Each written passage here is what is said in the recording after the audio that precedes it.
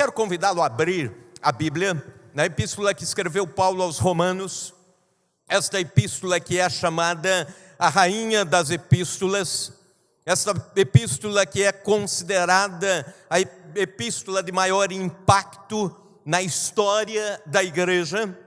Abra em Romanos capítulo 12, deixa aberta, Romanos 12.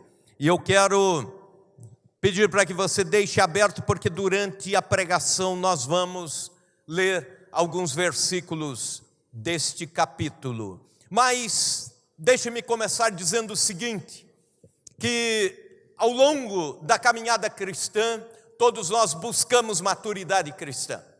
Todos nós queremos amadurecer.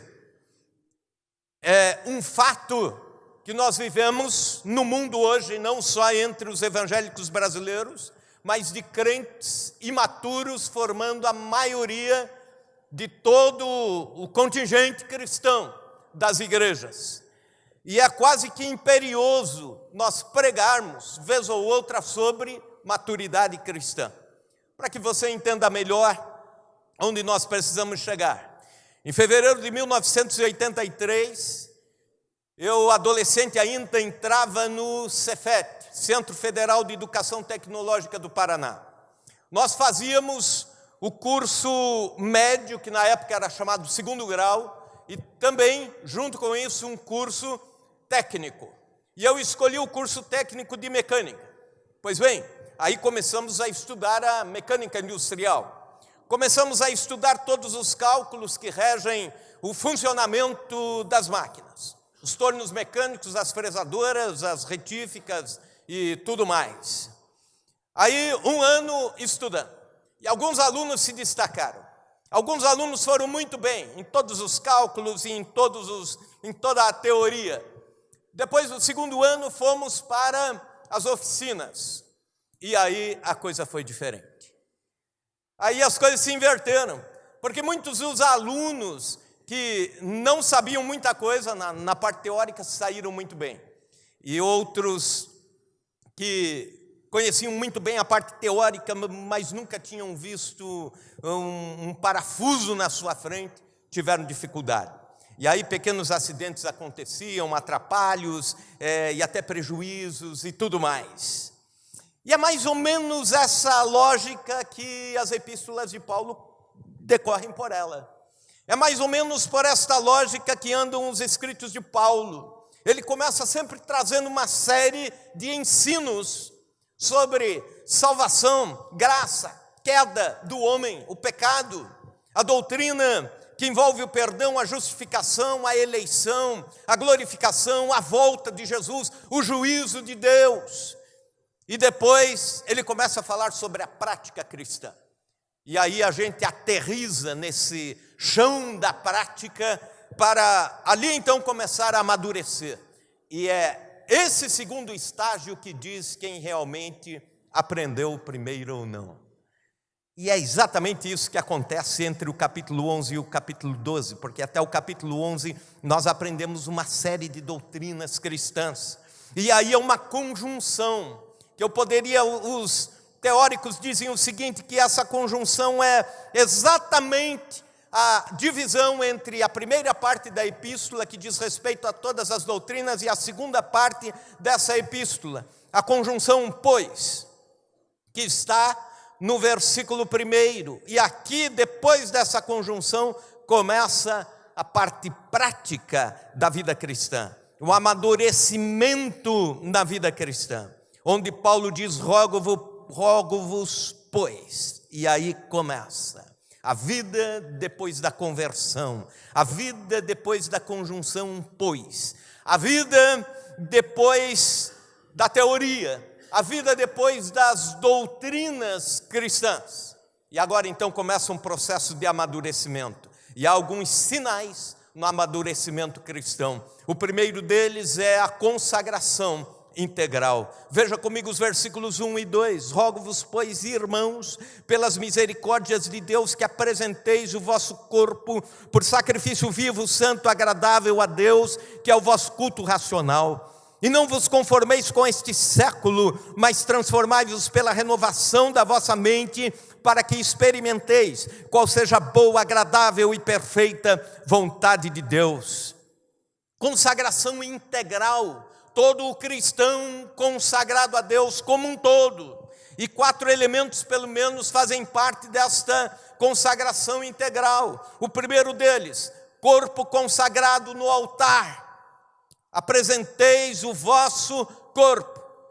Na época que esse texto está sendo escrito, os gregos veneravam a beleza física. Os gregos divinizavam o corpo perfeito.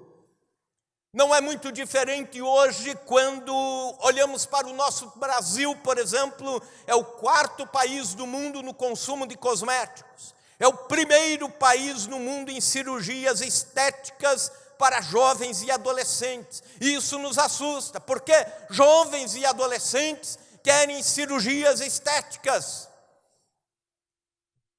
Me assusta o fato de que vai crescendo o número de pessoas que passam 8 horas por dia nas academias. E aí você começa a tentar entender o que realmente é uma necessidade de saúde, ou de bem-estar, ou uma futilidade, ou um vício que diz respeito ao próprio corpo. Uma pergunta sincera e pessoal que lhe faço: seu corpo está sendo consagrado em que altar? Altar da beleza, da estética, do hedonismo, do prazer, ou está sendo oferecido a Deus? No altar do jejum, da oração? Quando você consagra o seu corpo a Deus, você oferece a Deus cada membro do seu corpo. As mãos vão servir, vão socorrer, os pés vão te levar para o evangelismo, vão te levar para o campo missionário, os pés vão te levar a abençoar alguém com uma visita. Isso é oferecer o corpo a Deus, em jejum, em oração. Energia gasta em buscar a Deus, investida em buscar a Deus. E Paulo diz: eu rogo que isso aconteça. Também a vida entregue no altar, ainda no versículo 1, sacrifício vivo. Sabe por que ele usa essa expressão? Porque havia 2 tipos de sacrifício, genericamente falando, muito mais, mas assim, de uma certa forma, usando este verso, 2 tipos de sacrifício. Um sacrifício, o animal era morto fora do altar e levado para o altar e sacrificado. E outro tipo de sacrifício é quando o animal era levado vivo para cima do altar e era morto no altar. Isto é, toda a vida daquele animal oferecido a Deus em sacrifício era oferecida a Deus. E Paulo está dizendo: vamos oferecer o sacrifício vivo, isto é, o sacrifício de vida, a vida oferecida no altar. Isso diz respeito, por exemplo, aos jovens, aos adolescentes, que não devem e não podem esperar a vida passar para consagrá-la a Deus. Não deixe para daqui 10 anos consagrar a sua vida a Deus, faça isso agora. Por vezes eu tenho encontrado irmãos com mais idade, e chegando lá na 3ª idade, eles dizem: que pena que eu não pude consagrar a Deus os melhores anos da minha vida, num campo missionário, na obra de Deus, evangelizando, ganhando almas para o Senhor, ou louvando a Deus. Não é que Deus não aceite o sacrifício tardio, Ele aceita sim, tudo tem o seu tempo, mas você pode fazer isso consagrando toda a sua vida a Deus. Sabe com quantos anos Charles Spurgeon começou a pregar? Com 16 anos de idade. Sabe com quantos anos Billy Graham começou a pregar? Um pouco mais de 20 anos de idade. Ele já estava sendo conhecido em todo o seu país, pregando o evangelho. Você pode hoje ainda dizer: Senhor, eu quero entregar toda a minha vida para Ti, consagrá-la no altar. Lembra-te do teu Deus, diz o pregador, nos dias da tua mocidade, para que quando vierem os maus dias, isto é, os dias da velhice, do cansaço, não digas: não tenho neles contentamento. Em outras palavras, vamos oferecer a Deus a nossa melhor época, o nosso melhor, os melhores anos, o melhor da juventude, sacrifício vivo. Outro elemento nesta consagração diz respeito à postura inconformada.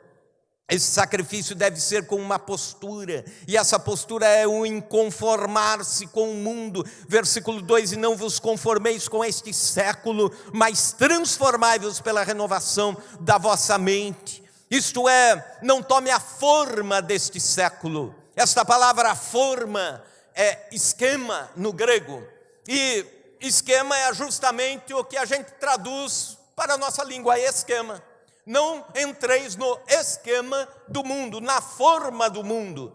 E o mundo sempre teve formas para oferecer e tentar seduzir as pessoas. Já passou o tempo do modismo, do ateísmo, por exemplo, do pensamento crítico, do pensamento neoliberal. São as formas do mundo.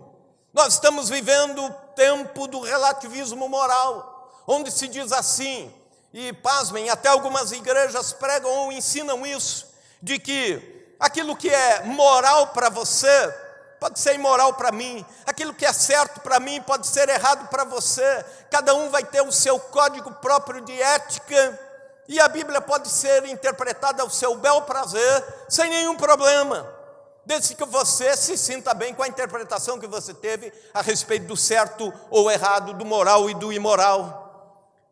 Neste veio vai uma outra teoria chamada ética situacional, uma outra filosofia de vida, o hedonismo, que é o culto ao prazer, tudo aquilo que dá prazer, tudo aquilo que me faz sentir bem, eu entro nisso, que não me faz sentir bem, não estou, e ando só por aquilo que é prazeroso.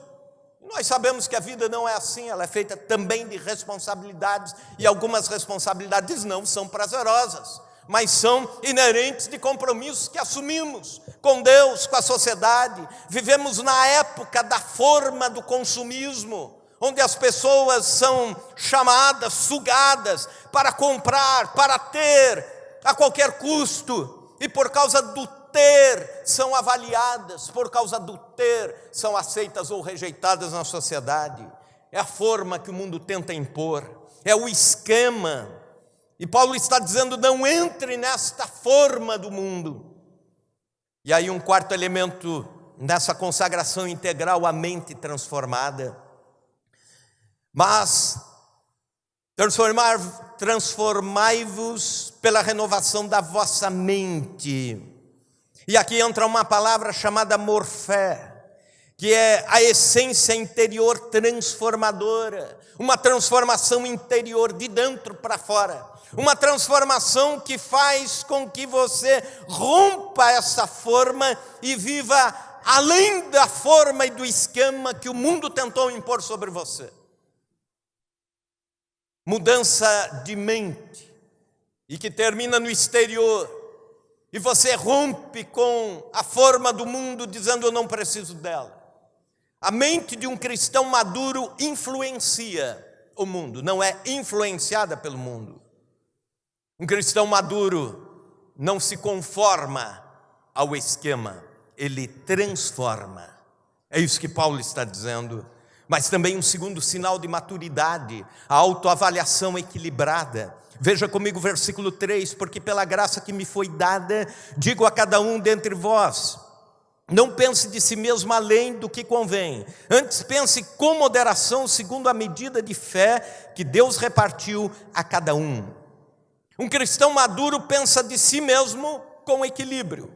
Há três possibilidades quanto à avaliação que você faz de você mesmo. A primeira delas é pensar além daquilo que você é. E é interessante que essas pessoas têm um sentimento, um complexo de superioridade.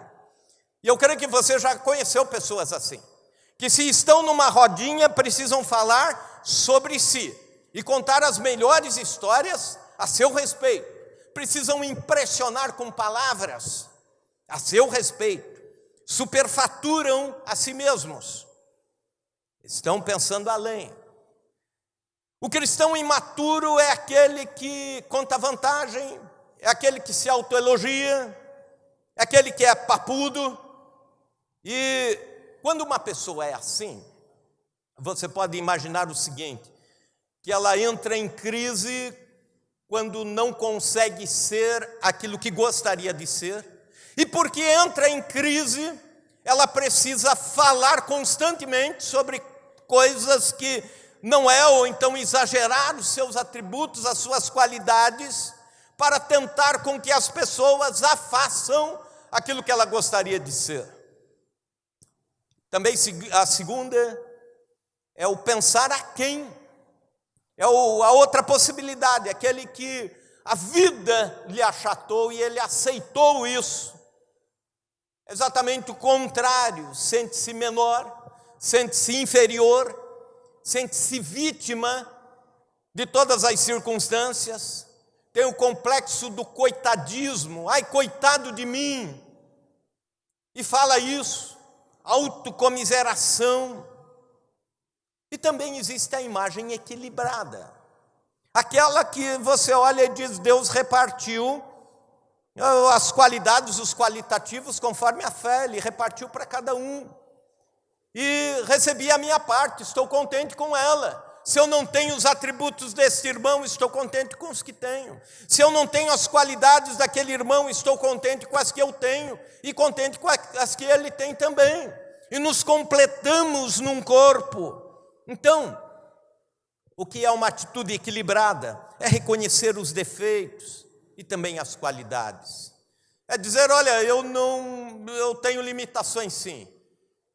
E também as qualidades, eu tenho qualidade sim, Deus mas deu. O cristão não pode se ufanar, não pode se inflar, mas também não pode se autodiminuir. Os puritanos que no passado diziam, achas pouco o fato de seres amado por Deus? Em outras palavras, você é amado por Deus, não pode se sentir pequeno demais. Aleluia! Porque a Bíblia diz que nós somos feitura de Deus. A Bíblia diz que nós somos filhos de Deus, co-herdeiros da graça, co-herdeiros em Cristo. A Bíblia diz que nós iremos julgar as nações. A palavra do Senhor diz que nós fomos feitos à imagem e semelhança de Deus, menina dos olhos de Deus, embaixadores do Evangelho. Aleluia, é isso que somos. Corrija a autoimagem sua. Isso é maturidade cristã. Mas Paulo vai avançando nesse texto, começando essa série de capítulos, falando sobre maturidade, vida, responsabilidades, e agora ele chega num bloco de versículos, ele fala o seguinte, que um sinal de maturidade cristã é dons e responsabilidades inegociáveis. A entrega dos nossos dons é para o bem comum. Veja comigo os versículos 4 em diante. Porque assim como um só corpo temos muitos membros, mas nem todos os membros têm a mesma função. Assim também nós, conquanto muitos, somos um só corpo em Cristo e membros uns dos outros. Tendo, porém, diferentes dons, segundo a graça que nos foi dada, se profecia seja segundo a proporção da fé, se ministério dediquemo-nos ao ministério, ou o que ensina esmere-se no fazê-lo, o que exorta faça-o com dedicação, o que contribui com liberalidade, o que preside com diligência e o que exerce misericórdia com alegria. A entrega dos dons, Deus faz a nós, divide dons diferentes para cada um, para que a igreja seja edificada, e ele compara isso, tanto nessa epístola como nas outras, a um corpo. Somos chamados de corpo de Cristo, diferentes membros, mas numa mesma unidade, numa mesma caminhada, numa mesma existência, numa mesma vida, numa mesma missão, o corpo inteiro. E aí está o mistério da diversidade promovendo a unidade. Enquanto o mundo não entende isso, a igreja precisa entender de que temos que prezar pela unidade apesar da diversidade. Deus deu diferentes dons, também personalidades diferentes, temperamentos diferentes, e convivemos muito bem com isso. A pluralidade promovendo a unidade. E Paulo dá alguns exemplos aqui, cita alguns dons, poderia citar outros tantos, talvez centenas deles. Mas ele cita no versículo 6, o dom de profecia é a responsabilidade inerente desse dom.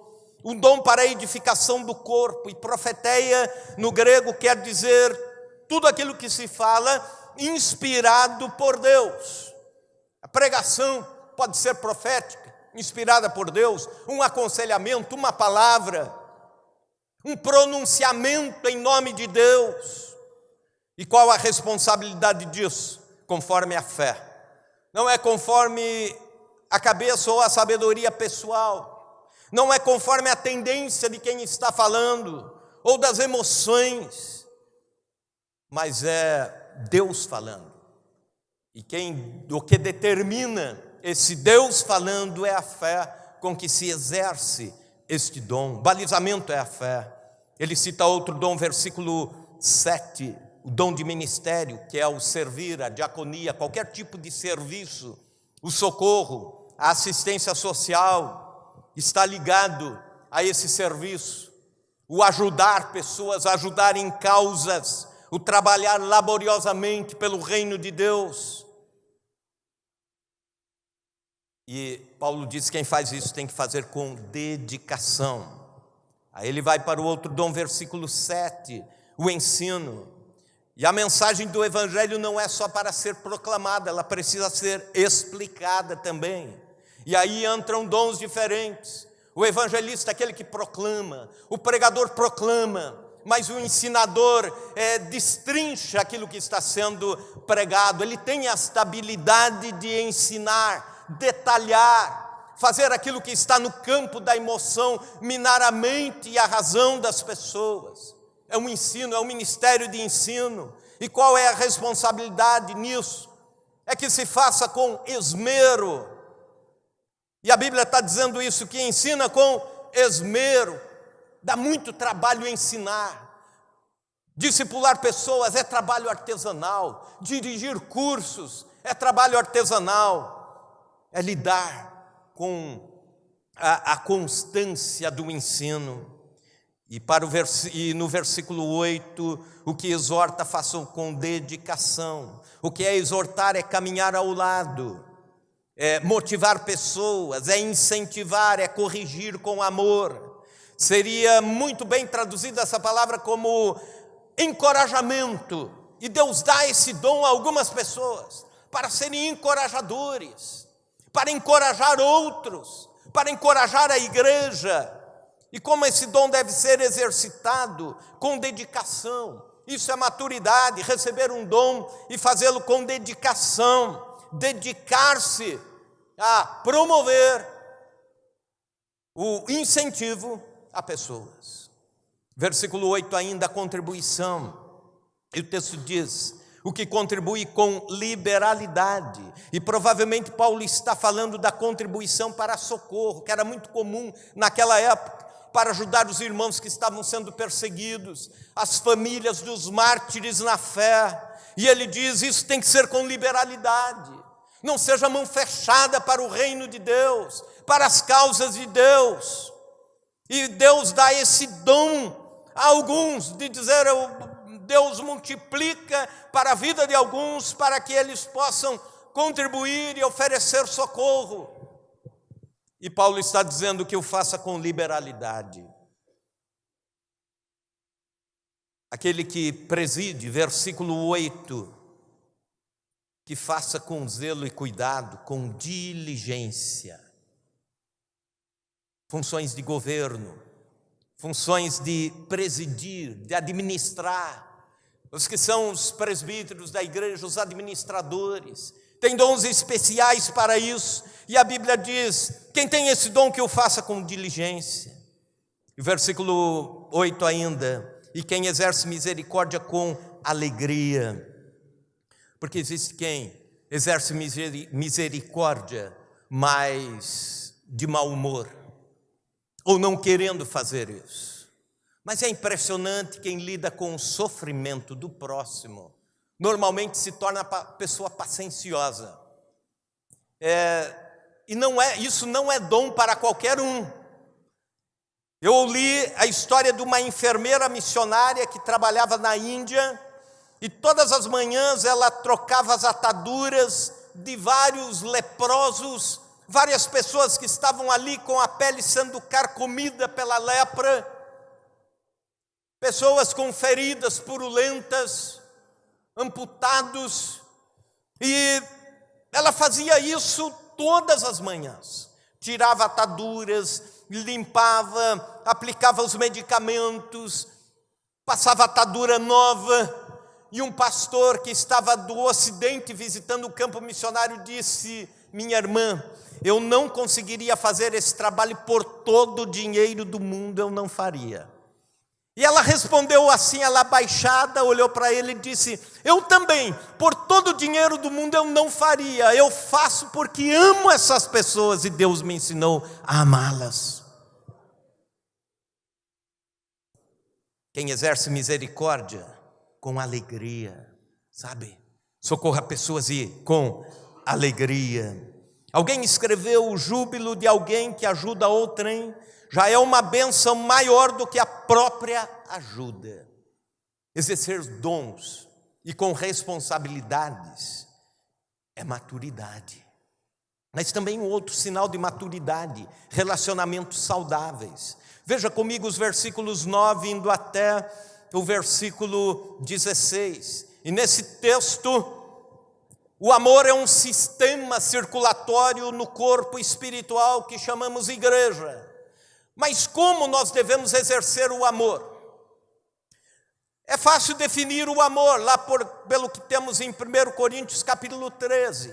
Mas aqui nós aprendemos a exercer o amor. Uma coisa é defini-lo, outra coisa é exercitá-lo.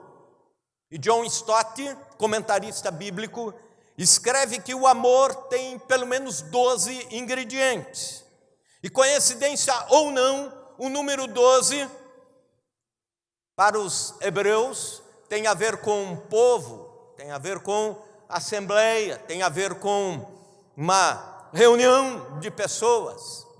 As 12 tribos, os 12 apóstolos, os 120 lá no dia de Pentecostes e assim por diante.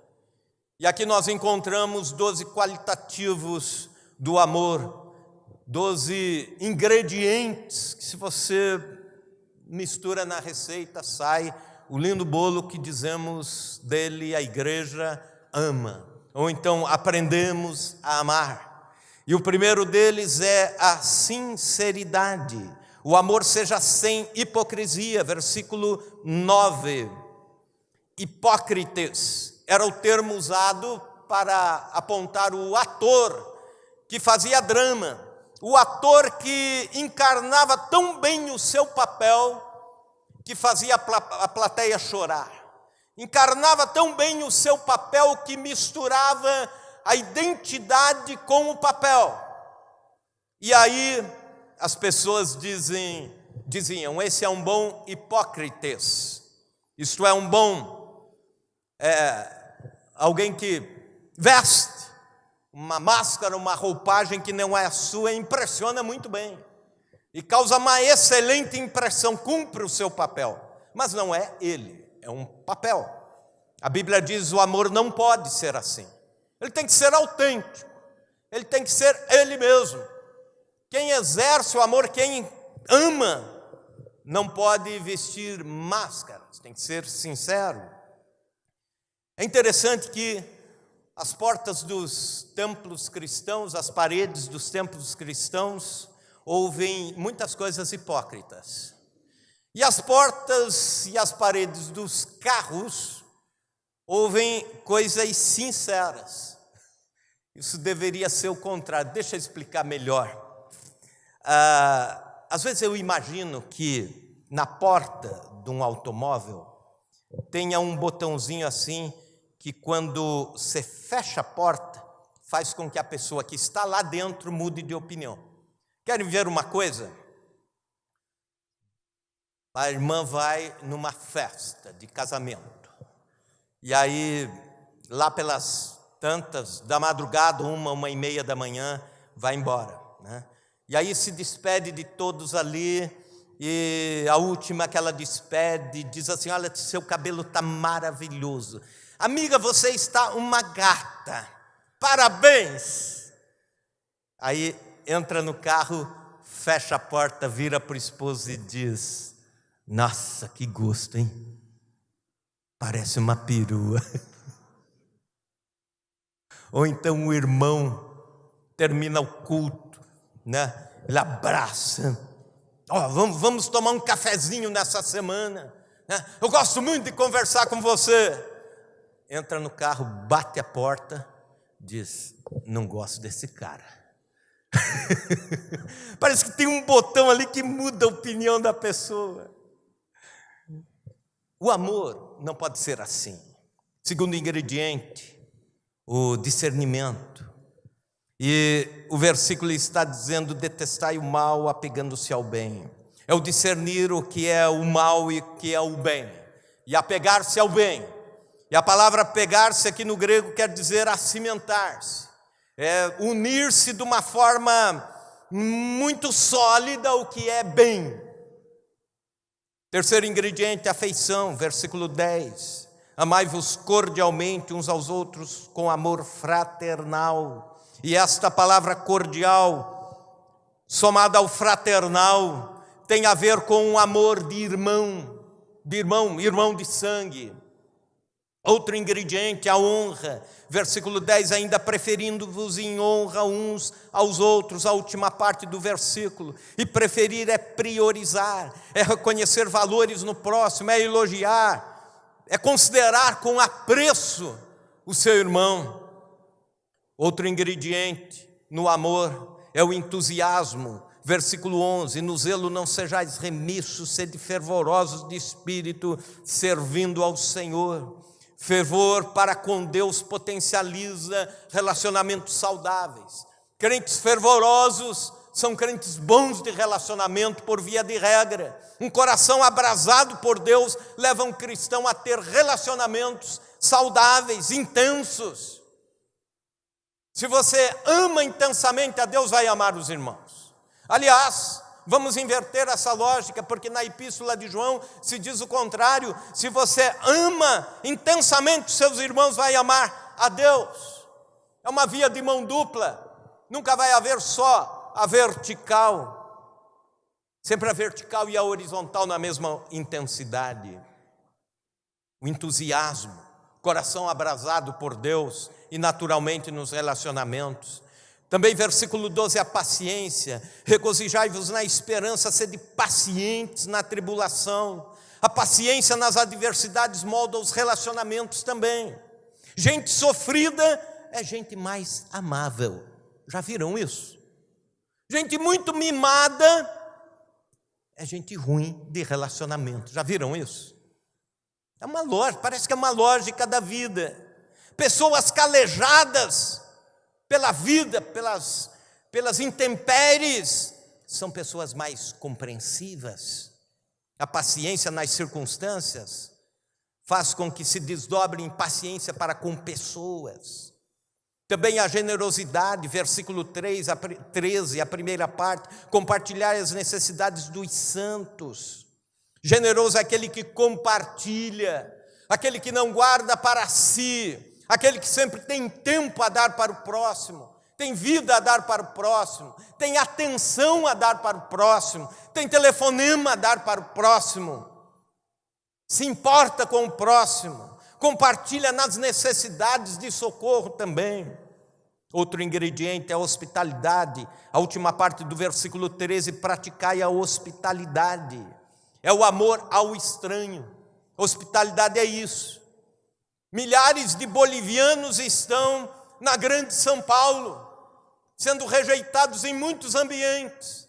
E é interessante que várias igrejas estão abrindo as portas para recebê-los como irmãos, para lhes dar acolhida, para que eles se sintam parte da comunidade, ajudando inclusive na documentação, em causas trabalhistas e tudo mais. 5 milhões de sírios em 6 anos de conflito deixaram a sua nação, estão por aí perambulando pelo mundo. Milhares de haitianos saíram da sua nação, e muitos deles, milhares deles estão no Brasil. 2 milhões de venezuelanos já se somam saindo do seu país para não morrerem de fome, sem emprego, sem ter o que comer. Mais do que nunca é imperioso que a igreja seja hospitaleira, o povo de Deus seja hospitaleiro. É muito fácil você ter hospitalidade para com um missionário que vem de fora, para com um pastor, é claro, é uma questão até de lógica, recebermos bem. A igreja precisa ser hospitaleira quando chegar esses momentos, e eu acho que em algum momento Marília vai chegar nisso. Nós vamos precisar ter portas mais abertas para receber aqueles que sofrem, mesmo porque se você olha para a Bíblia Sagrada, Abraão foi um imigrante, Isaac foi um imigrante, José foi um exilado imigrante, e escravo ainda na nação para onde foi. Daniel da mesma forma, o profeta Ezequiel também exilado. Jesus, na sua infância, foi refugiado, saiu num exílio de infância com seus pais. Israel por 2 vezes ficou sem o seu chão e morando em terra estranha. A igreja na época primitiva também foi espalhada entre as nações. Nisso está o amor, nisso está a maturidade cristã. Versículo 14, encontramos aqui a boa vontade no bem dizer. Abençoai os que vos perseguem, abençoai e não amaldiçoeis. É o falar bem, é ter um pacto, uma aliança com as suas palavras, com a sua voz, com as suas cordas vocais, de dizer: eu quero abençoar as pessoas, abençoar mesmo alguém que me fez o mal, quero abençoá-lo, quero falar bem. Não é fácil isso, mas é mandamento. Versículo 15, a empatia, isso faz parte do amor também, que define, que é sinal de maturidade. Alegrai-vos com os que se alegram e chorai com os que choram. Isto é, sentir o que o próximo sente. É mais fácil chorar com o que chora, sabia? Eu tenho notado isso, e é mais difícil rir com o que está feliz. Se alguém está chorando, abatido, é mais fácil você, como cristão, chegar e chorar junto, e gemer junto. Não é tão difícil isso, chorar com o que chora. Às vezes é mais difícil se alegrar com o que se alegra. O irmão chega para você e diz assim, todo feliz, todo alegre: ó, fui promovido lá na empresa, fui promovido, agora semana que vem começo na nova função, já com salário diferenciado e tal. Você diz assim: parabéns. Cara, você tinha que se alegrar junto e ficar feliz e dizer: vamos fazer o churrasco, eu pago.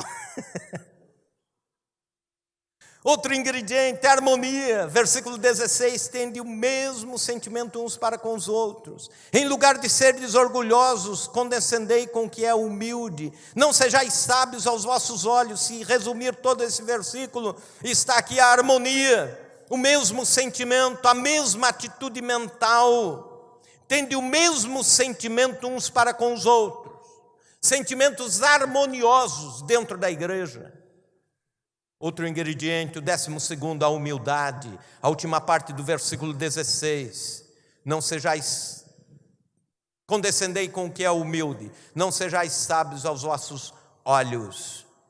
Humildade é o sentimento que anula a arrogância, a prepotência. Humildade é ingrediente do amor. Humildade expulsa a arrogância do meio da igreja, de entre as pessoas. Pessoas humildes amam com mais facilidade. Aliás, dizia um dos reformadores que o orgulho é o começo de todos os pecados, e a humildade é a mãe de todas as virtudes. Que seja assim entre o povo de Deus. Outro sinal de maturidade, o último deles, a pacificação absoluta. Versículos 17 indo até o 21. Não torneis a ninguém mal por mal, esforçai-vos por fazer o bem perante todos os homens. Se possível, quanto depender de vós, tende paz uns com todos os homens. Não vos vingueis a vós mesmos, amados, mas dai lugar à ira, porque está escrito: a mim me pertence a vingança, eu é que retribuirei, diz o Senhor. Pelo contrário, se teu inimigo tiver fome, dá-lhe de comer, se tiver sede, dá-lhe de beber, porque fazendo isto amontoarás brasas vivas sobre a sua cabeça. Não te deixes vencer o mal, mas vence o mal com o bem. 5 posturas de um pacificador. Primeira, não haja com retaliação, não revide. Segundo, evite conflitos. Se possível, mantenha a paz com todos. Porque essa palavra ser possível, porque existem momentos que não é possível manter a paz. Por exemplo, quando a verdade está em jogo, você vai optar pela verdade. Mas, se possível, mantenha a paz. Não seja vingativo, não alimente mágoa. O que é a mágoa? É o ressentimento, é a raiva enraizada, aquela que virou crônica, aquela que já faz parte do seu dia a dia. Isso a Bíblia chama de mágoa, o gosto amargo por uma situação ou por uma pessoa. Vença o mal com o bem. De que forma podemos vencer o mal com o bem? Veja bem, isso me faz lembrar das eleições norte-americanas na época de Abraham Lincoln. Ele, na última eleição, a que venceu, ele não iria vencer. Ele não estava na frente durante o processo eleitoral. Eu não sei de que forma eram as pesquisas naquela época, mas tudo apontava que seu opositor, General Stanton, iria vencer. E acontece que Abraham Lincoln vence as eleições. Mas durante o processo eleitoral, Stanton, pensando que estava com uma margem boa, ele começou a humilhar o seu opositor. Ele comparava Abraham Lincoln a alguns animais. Ele dizia que Abraham Lincoln era incapaz de exercer o poder. Ele publicava todas as desqualidades de Lincoln e fazia com que chegasse aos cidadãos. E desta forma ele ia manchando e lameando a imagem de Lincoln, inclusive com calúnias. E chega o dia que Lincoln vence as eleições e ele começa a compor o seu ministério. E primeiro que ele convida a compor o seu ministério num alto grau de confiança para ser ministro de guerra foi o Stanton. E os assessores disseram: você está louco, Lincoln.